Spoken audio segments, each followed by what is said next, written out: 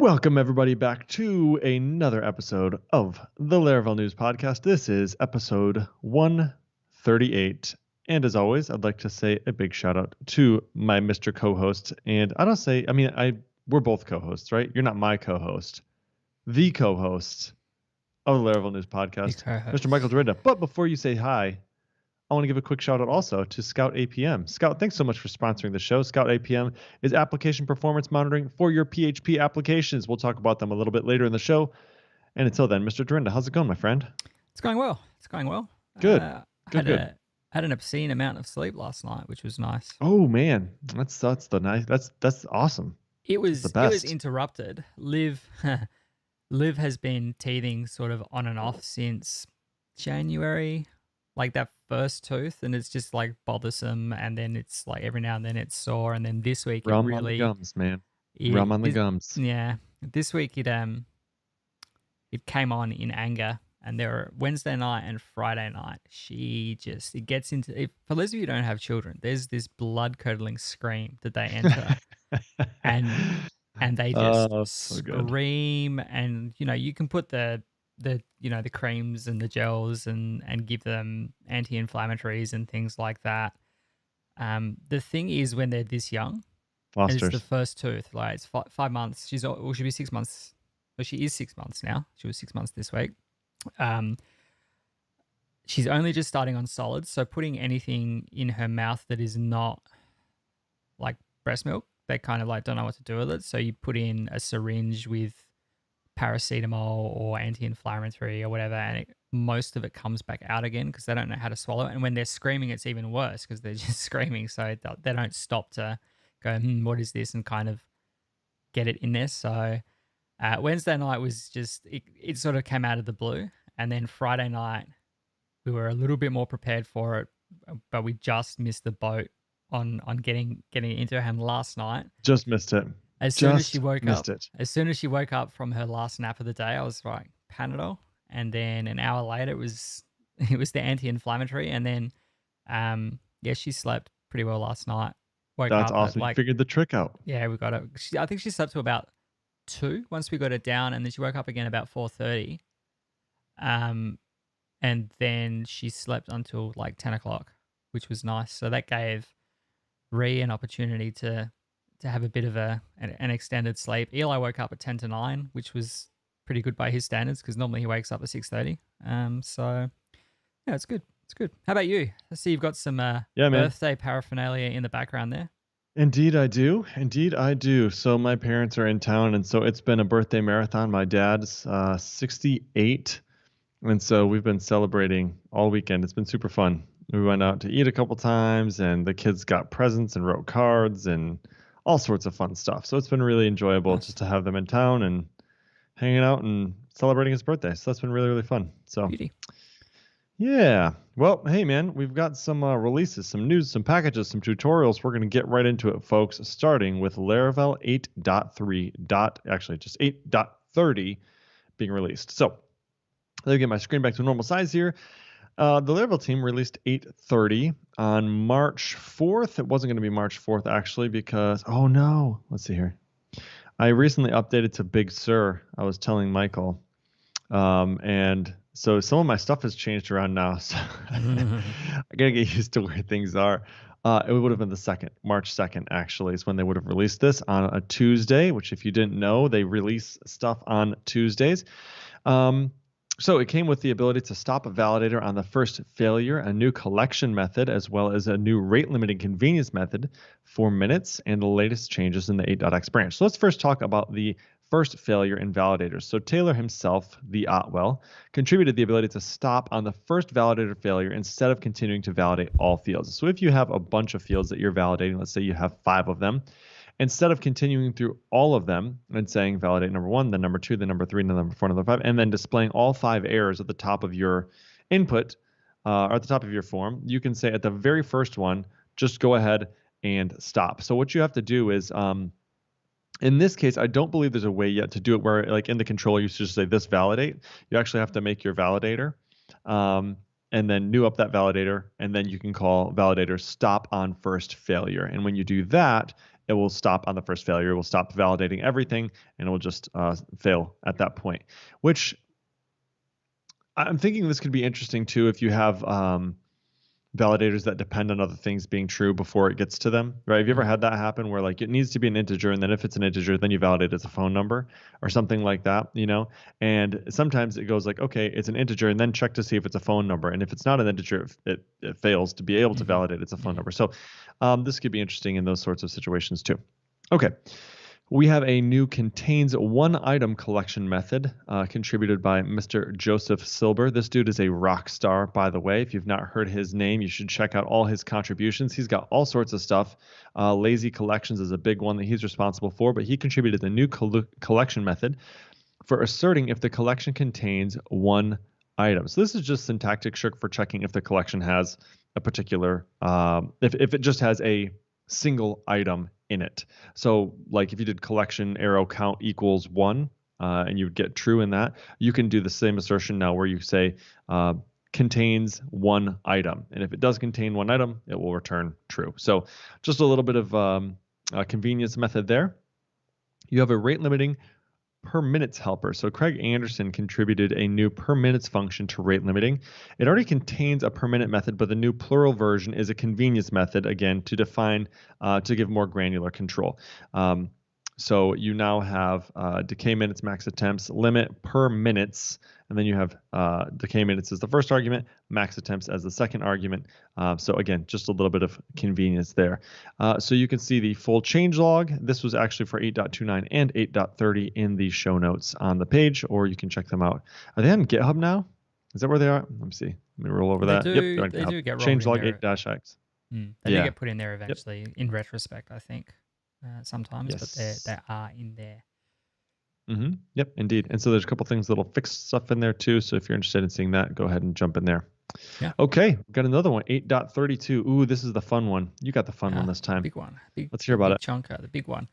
8.32 was released with a HTTP client dump methods, queue exceptions throttling, and Fluent JSON assertions. So first up, we have from Andrea Marco Sartori, contributed a dump and a DD method to the Laravel HTTP client so you can inspect requests during debugging more easily.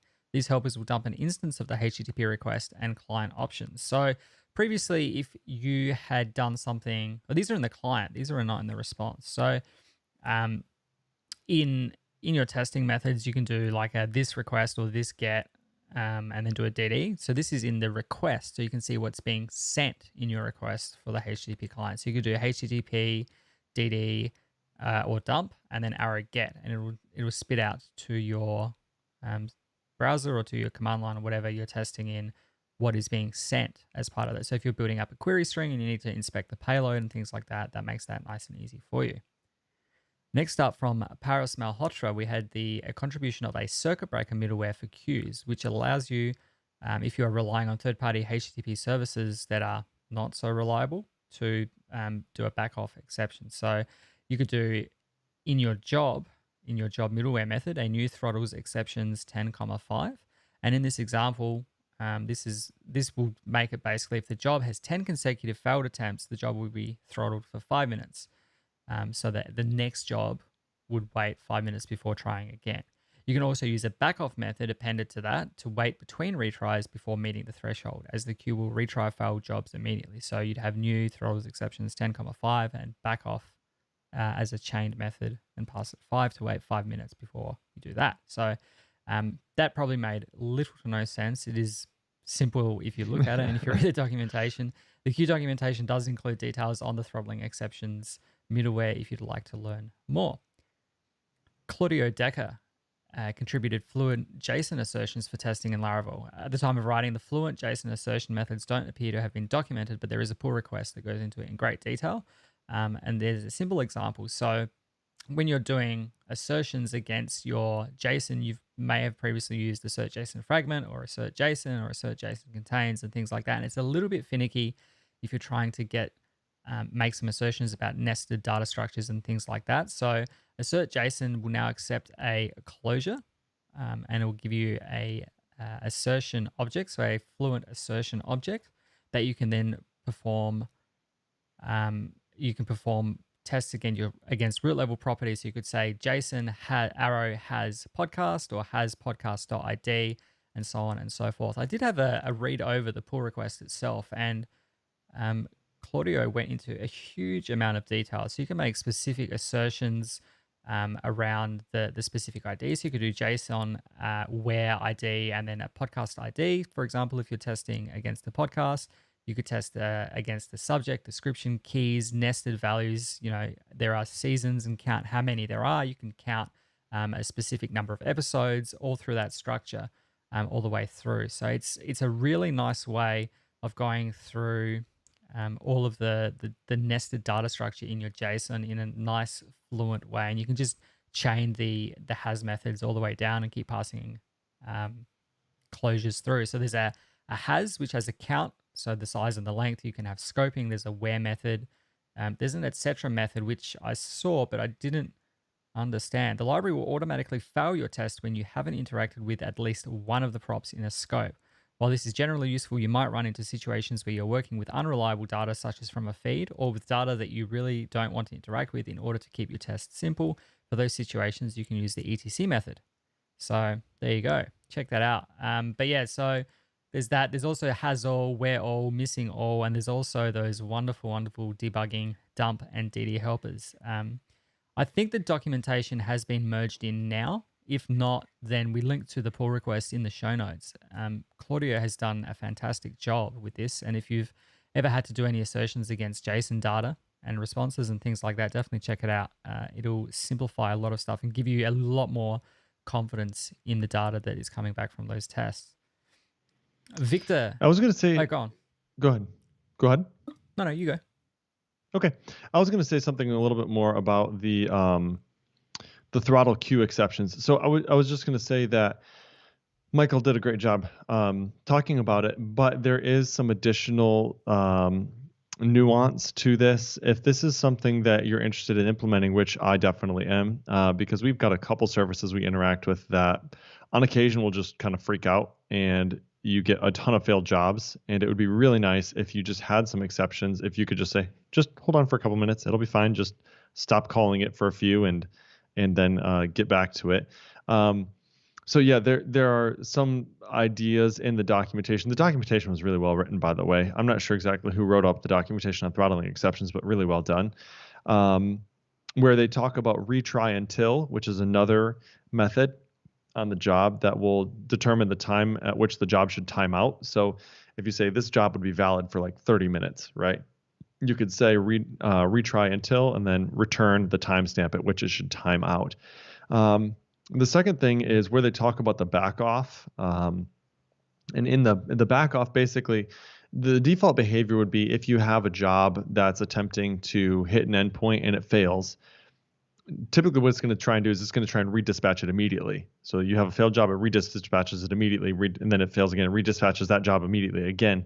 And so you could say, like, if your throttling exception was set to say like allow 9 exceptions, and you were retrying 3 times, it would only take 3 failed jobs essentially to hit that rate limit. It would hit it pretty quickly. So that back off basically says, like, if it fails, wait a couple minutes before you retry that particular job again. So you fail, go ahead and back off for 5 minutes, and then you fail again, go ahead and back off for another 5 minutes. So in any case, they talk about that, time-based attempts and some of those things. So again, if you're interested in implementing that, know that there is a few more options than kind of what we discussed in here that you should take a look at in the documentation, which is, again, really well done. So thanks for contributing that. Really, really good. Yeah. Okay.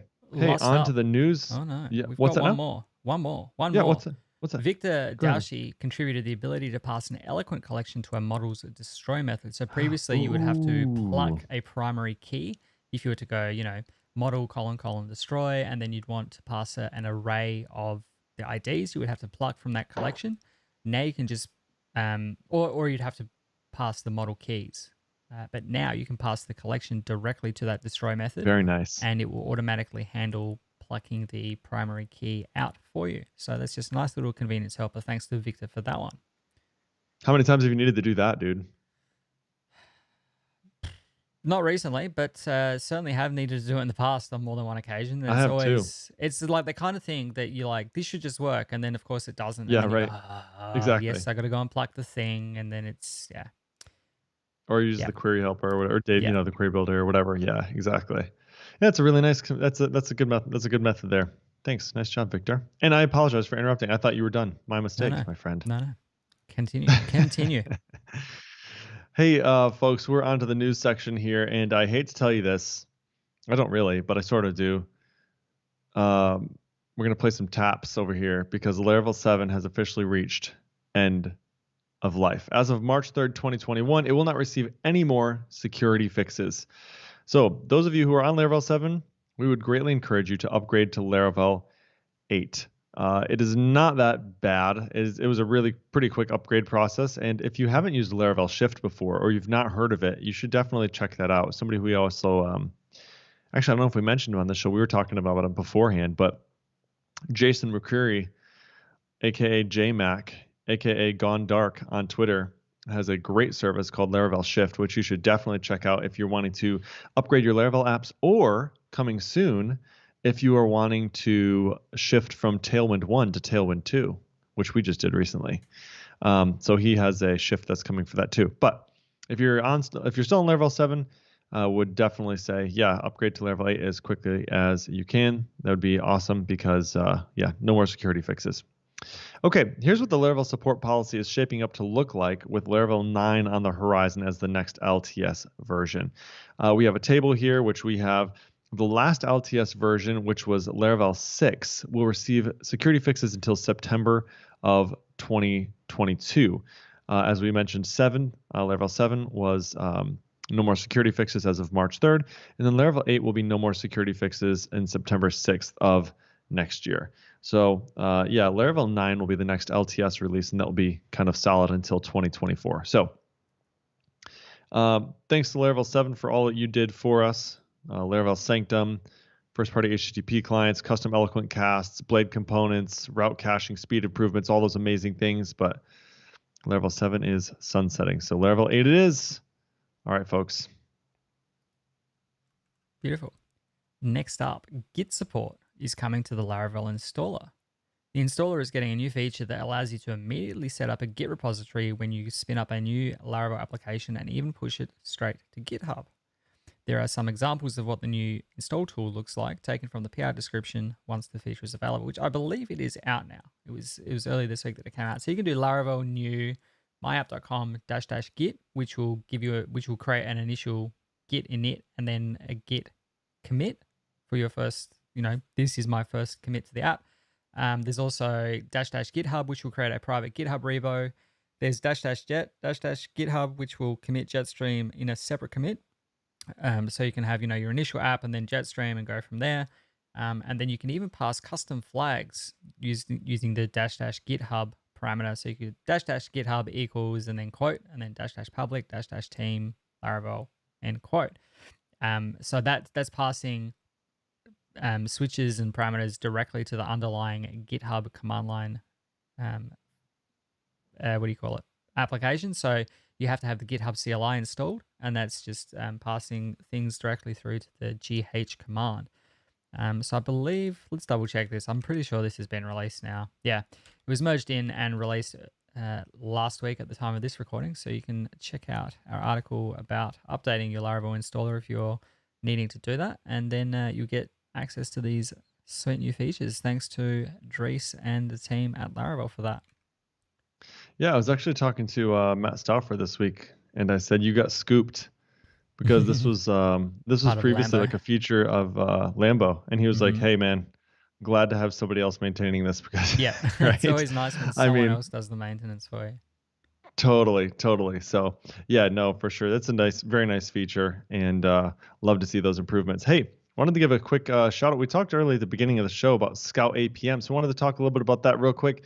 Scout APM, as we mentioned, is application performance monitoring for your PHP applications. So this allows you to find and fix performance issues without having to deal with the headache or overhead of a really, really large, bloated enterprise platform systems. It's got a really, really nice UI that allows you to trace the bottlenecks in your code so you can quickly pinpoint and resolve performance abnormalities like N+1 queries. Those are things you're never going to see until you're in production, probably. Slow database queries and memory bloat. Those are things that are going to pop up over time that will not show up in your dev environment, that will be found by Scout APM. You get real-time alerting, weekly digest emails, and you can give it a try for 14 days, absolutely free, and you can experience why PHP developers love Scout and call it their very best developer friend. You can get new startup plan pricing starting at just $39 a month. And for Laravel News listeners, Scout is going to donate $5 to the open source project of your choice when you deploy. You can find out more about Scout at scoutapm.com/Laravel News and sign up for your trial. Check them out. Thanks again, Scout APM. It's always nice to have something that you have set up tell you that something's broken rather than finding out a week later from someone that gets hit with it as a customer of your SaaS or of your application or your work project or whatever. So it's nice to have that kind of stuff. I agree. Like, this is one of those things that like I've had happen in the past, and it's just one of those things that sort of creeps up on you over time, because when you first push out a new application, you end up with no problem. It's just totally fine. And then if you have like a really slow query, it could be a year later, it could be a year and a half later, and then all of a sudden it's like you're just getting these reports of something, it's like, and then you jump on there and realize, oh my gosh, this thing is so slow. Like, what is taking so long? And then you pull up your Laravel dev tools or whatever and kind of like pull down an obfuscated version of your, your production or something like that. And wow, yeah, that's a really bad query there. And those are these things that Scout just kind of tells you right off the bat. It's like, hey, you got a memory leak here. Like you're using a lot of memory when you're running this job, or this query is running really slowly. And it does run just as an agent on your server. It's really quite light. So yeah, I like that. Definitely. Sorry, I'm just my video feed to the stream has lagged behind. Just the video. I think my audio should be okay, but the video is behind for some reason, like literally seconds behind. Oh no. Locally. But that's okay. We will push for all on. 10 of you watching on the live stream. Sorry about that. Is there more than 10? It's 15? I don't know. 500? It's the middle of the night over there, isn't it? Not many. I know it is, yeah. And it's time change, so like technically it's like 10:58 right now, my time, but like if we're talking about the amount of sleep I'm going to get, it's actually 11:58. So yeah. We will push on. Looks like it's sorted itself out now anyway. Hey, the Laracon online merch store is launched earlier this week at the time of the recording, and you can get illustrations from the event on a t-shirt, on a poster, or on some stickers. All of the items will be on sale for a limited time only, and the designs will be retired forever on the 22nd of March. So you have about a week by the time this comes out to pick up a copy of one of those posters or grab yourself a t-shirt. I'm wearing my white short sleeve unisex t-shirt. I'm killing it, my friend. And killing it. Looks great. Great. And I've also picked up the grey one, which I think was pretty good as well. If you haven't grabbed your ticket, that's what I got too. For Laracon Online, there is still time. The event will be on the 17th of March, which is it'll be the day after this recording comes out. So it's coming up this week. There are no hotels, no airfare, no any of that awful travel stuff. Just sign up and spend the day watching some of the best speakers right from your computer, or grab the recordings and watch them at your own leisure after the fact. This year's lineup is all about the Laravel internals, and it includes the following lineup. We've got Mohammed Saeed talking about diving the queue, Christoph Rumpel, the final Laravel service container talk, Bobby Bauman routing Laravel, Taylor Otwell will be providing a Laravel update, and with any luck, we'll be talking about Nitro / Glycerine / Octane / whatever he's had to talk about. Next, understanding Laravel broadcasting with Marcel Passiot, understanding Foundation and what ties everything together with Miguel Piedrafita, doing small things with Livewire and Alpine with Caleb Porzio, and Laravel's Artisan console component with Nuno Maduro. So definitely check that out. I believe if you're looking to sponsor some tickets, you can do that. If you're looking to pick up a sponsored ticket, if you're from an underrepresented community, if you're from a place in the world where $30 is a lot of money, then definitely check that out. Apply for that We will have links to all of that information in the show notes, as well as links to the Laracon online merch store. All right, folks that are on the live stream, you're going to have to pardon us. I'm having a back channel chat with my friend over here. Okay, we're going to move on to packages. So we've got, I feel like we talked about this last time. Did we talk about this last time? E-tags? I think we did. Maybe I have jumped the shark. No problem. Jump to the shark. Okay, context. Do you know what jump to the shark is? No, I just know that it's the context in which to use it.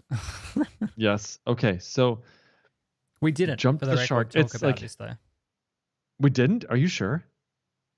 Well, or we did, man, and I didn't put it in the show notes. Yeah, I'm pretty sure we did, but I can talk about it again. No worries. Also, Jump to the Shark, I believe, refers to Happy Days, which was a US show with the Fonz. The Fonz when he jumped the shark. Is that where it came That's from, right. though? Is that where I the think that is saying where it came from? I think it is. Let's see. Jump to the Shark etymology.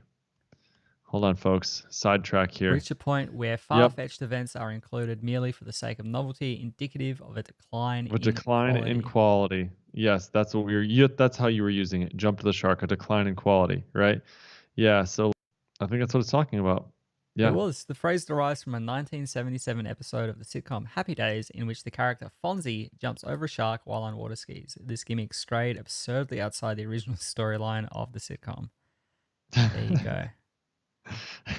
So like, hey! Yeah, it was just like hey, that's right. Better Call Saul. Okay. Anyway. Hey folks, we did this once, but in case you didn't catch it last time, we're going to talk about it again. Laravel Conditionals. Just kidding, I don't know if we did or not. It's a package that provides a set of middlewares for e-tags and HTTP conditional requests, which e-tags, I don't know what these are, and HTTP conditional requests, I don't know. So using the techniques supported by this middleware, browsers can handle the caching provided automatically based on e-tag headers in HTTP responses. So at the heart of the package is the set e-tag middleware, and it sets the e-tag, oddly enough, on responses. So the value of this header is the MD5 hash of the content, and this package also supports head requests as well. So it currently supports two HTTP conditional requests, which are if match and if none matched. So to give a high-level understanding of how this could be useful to your app, so when the if none match header is in the request, matches the e tag, then a 304 response is returned, and the browser will use cache content instead. And then if none match header doesn't match the newly created e tag value, then a 200 response is returned. So it sounds like it's for caching, right? Mm-hmm. So it's basically like it will tell it whether it needs to refetch or not, essentially. Yeah, the e-tag, and so I think HTTP, the last time we talked about this, or maybe it's like with JSON responses too. I think it's sort of the idea, right? So like if you have an API and you're wanting to return something that hasn't changed, right? Instead of having to resend the whole thing. Yeah, the e-tag HTTP response header is an identifier for a specific version of a resource, which allows caches to be more efficient and save on bandwidth. As a web server doesn't need to send a full response of the content if it hasn't changed. So we check the header. It will say, hey, you've already got, this is the ID. So here's the MD5 hash of the thing. The content, if it hasn't changed, then just grab whatever you've got in your local exactly. cache. Yeah. Genius. Love it. Yeah. That's pretty interesting, actually.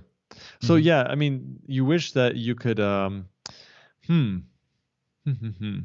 I suppose this is something that's only done on the server side, right?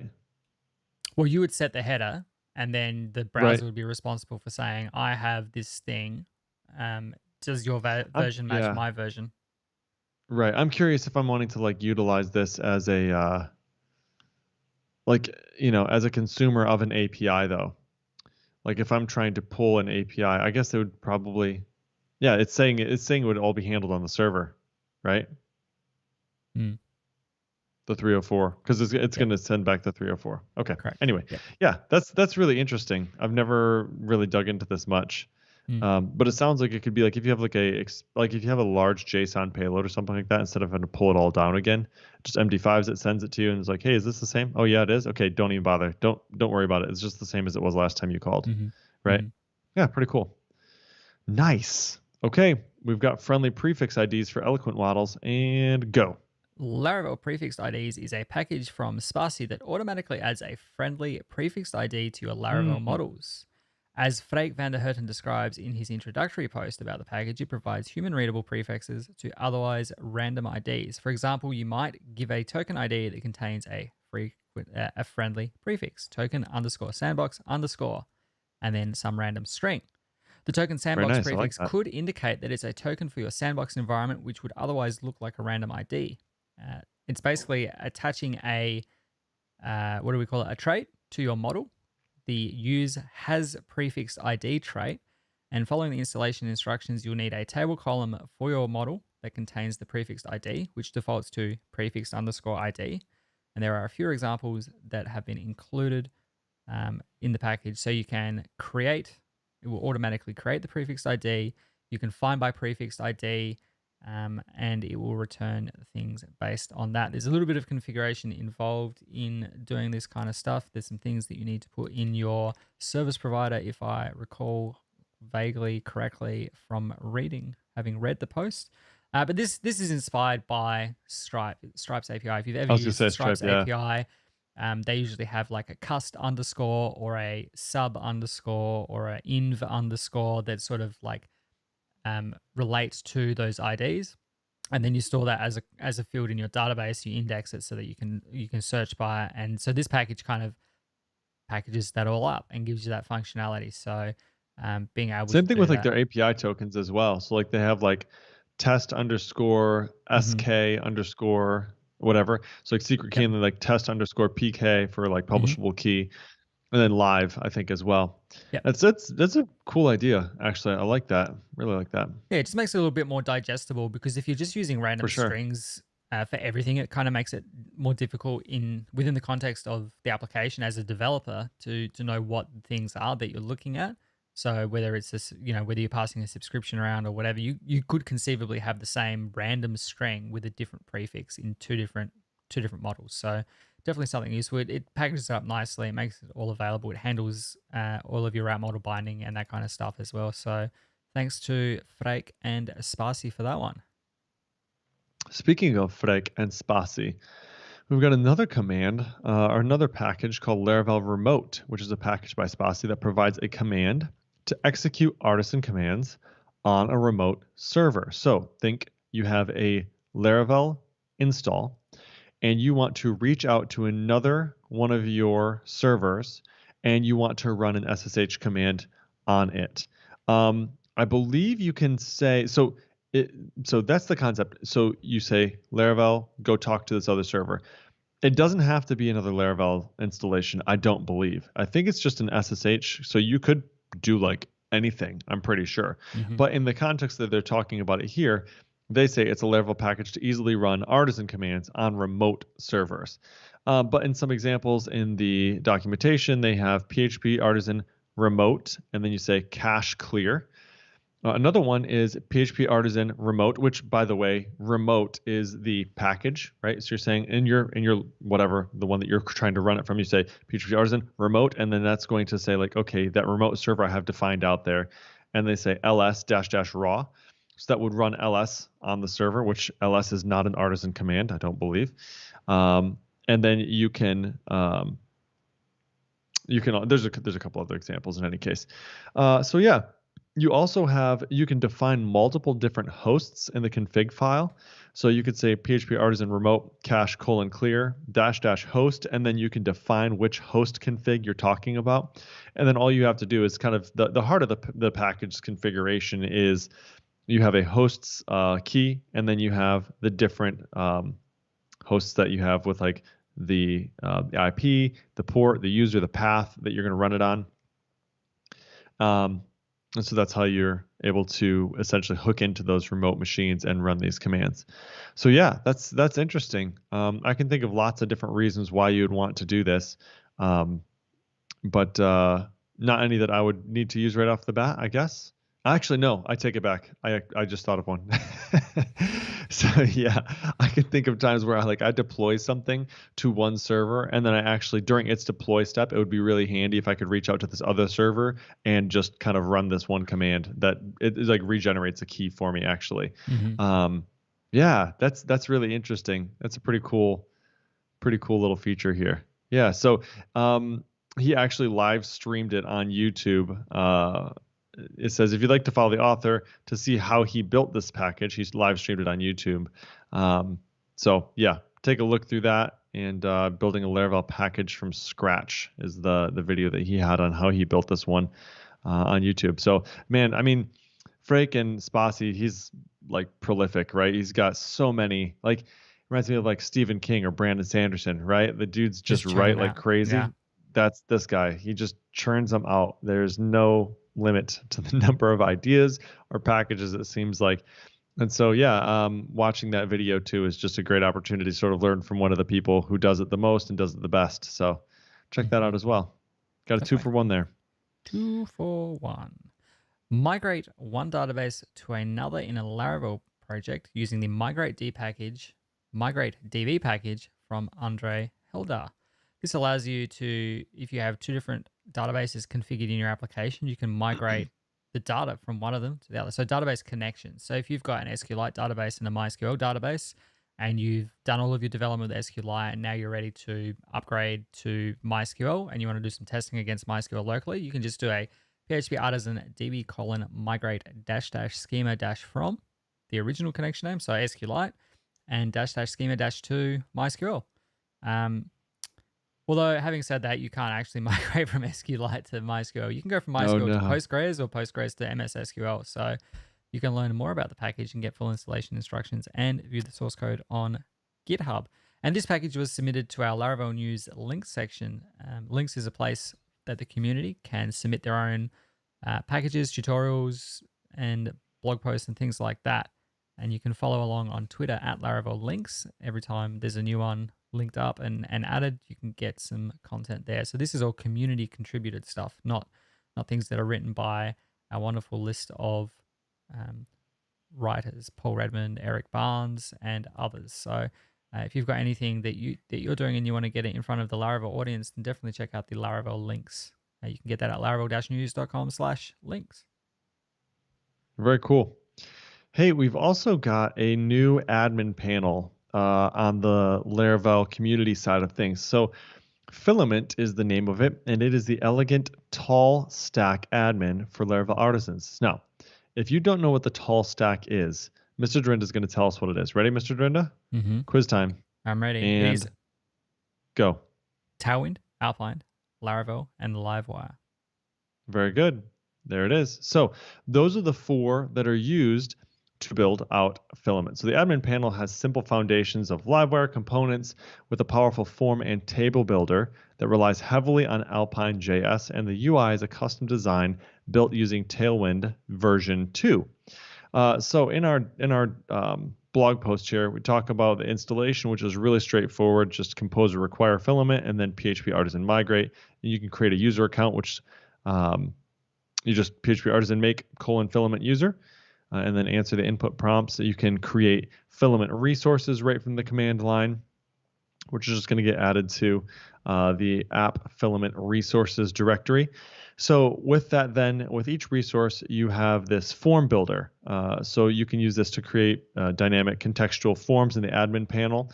And each of those forms have a schema. This is sort of Nova-esque, right? So you have different components, text inputs, select inputs, date pickers, things like that, that you can then tie to different columns within your model.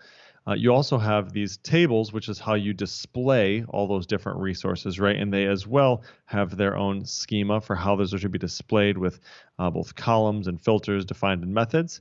And there's, of course, a lot more in the documentation, but Dan Heron is one of the guys who helped build that. I think Ryan Scherler is the other one. So I know that it was trending on GitHub for a while as like the top PHP package or something like that. I saw them talk about it on Twitter a little bit. So it seems like this has got a little bit of a following already. And I think a lot of people have been enjoying checking this one out. So if you have not yet and you are interested in doing so, definitely check that out. It's on GitHub as filament/filament, or on Composer as filament/filament. It's on GitHub at Laravel-filament/filament. So yeah, very cool. Thanks, guys. Nice work on that. Beautiful. We're hitting the tutorial section, just a couple to run through today. The first up is one by our fearless leader, Eric Barnes, which is a step-by-step guide to building your first Laravel application. Since its initial release in 2011, Laravel has experienced exponential growth. In 2015, it became the most starred PHP framework on GitHub and rose to be the go-to framework for people all over the world. Laravel focuses on the end user first, which means it focuses on simplicity, clarity, and getting work done. People and companies are using it to build everything from simple hobby projects all the way up to Fortune 500 companies. The goal of this tutorial is to create a guide for those that are just learning Laravel. This guide will take you from the very beginning of an idea into a real deployable application. If you prefer to read this as an ebook, you can join the weekly Laravel newsletter and get it for free. So this looks into Laravel. It's not an exhaustive or comprehensive look, but if you want something that's more full on, check out the Laravel Up and Running book by Matt Stauffer. But the tutorial does expect a few prerequisites, including your local PHP environment, having database up and running, having PHP unit and Node installed. So this goes through everything, basically from the planning stage through your first steps of getting Laravel up and running, through database setup, authentication, and using the Laravel UI scaffolding. Surprising there, I'm pretty sure Jetstream was a definite prerequisite of doing any authentication in Laravel, but it's about building a list of links. So like the Laravel News links archive that we just mentioned. So it goes through all of this kind of stuff for you, and then talks you through routing and views, displaying the links in a submission form, and just the thought process that Eric goes through in sort of scaffolding out what that looks like, handling the form submission and testing, as well as saving valid links and all this kind of look. I'm going to keep talking, but there's a lot of stuff going on. So definitely check that out if you are looking at Laravel for the very first time. I know, given the breadth of the community and the listenership and the readership and the viewership of all of this Laravel stuff, there are always new people coming into the framework, and it's always good to sort of check out a fresh, updated process for what that looks like. So definitely check it out. Thanks to Eric for putting that together. Awesome, folks. To send you out, we've got a really interesting article, one that I've not really ever seen on Laravel News, by a gentleman named Zach Teska. Zach is a senior developer at Kirschbaum and has been a web application developer for almost 20 years. So Zach has got a really insightful blog post here, and there's a lot to it here. But he basically focuses on how we use language in our development circles. And he talks about its importance and how it really affects both our actions and our thoughts. So I've kind of skimmed through the blog post here, but I kind of want to sort of sum up with the takeaways here. And what he talks about is the most important pieces is that our words and our thoughts and our actions are all interrelated. So you can kind of modify or nudge any one of those by changing the others.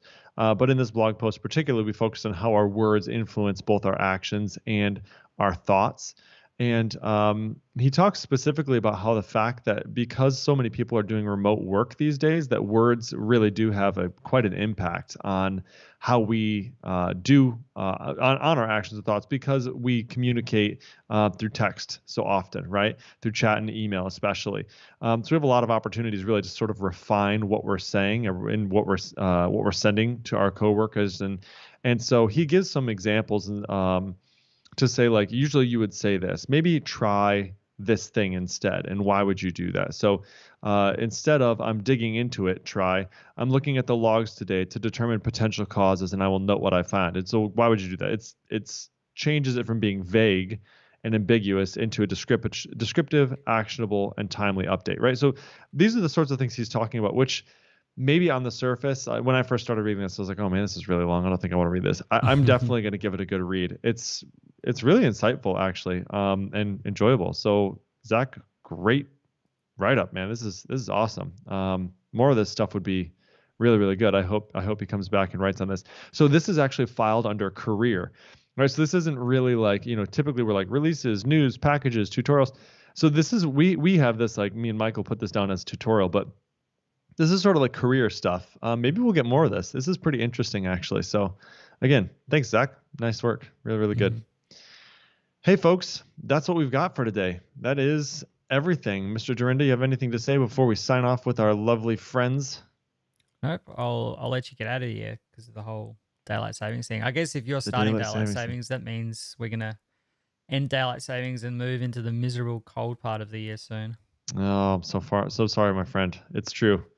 It is true. I was explaining, we were talking about how the Earth is on a tilt. My son was talking about, like, they're studying about, like, the Earth going around the sun, and then the Earth rotating, and then the Earth on its tilt, and how I was telling him how we're tilting back towards the sun now, and Australia, since it's on the other side of the equator, is tilting farther away from the sun. And so I was like, so Michael is like going to be going into winter. He's like, really? I'm like, yeah, it's a different, like, it's the opposite season over there. He's like, no way. So mind blowing. It is weird. The upside down. You guys are in the upside down, or we're in the, I don't know. Maybe we're in the upside down. What is up anyway, right? It's all upside down, isn't it? It's not even up. It's like outwards. Yeah. Right. True. It's all arbitrary. It's all relative. If you think about it, we're standing folks, 90 degrees to the sun anyway. Yeah. It's a bit scary, folks. It's a bit scary. Hey, before we get too philosophical here, thanks so much for tuning in with us. This was episode 138. You can find show notes for this episode at podcast.laravel-news.com/138. If you liked the episode, and we really hope you did, please rate it up in your podcatcher of choice. 5 stars would be very much appreciated.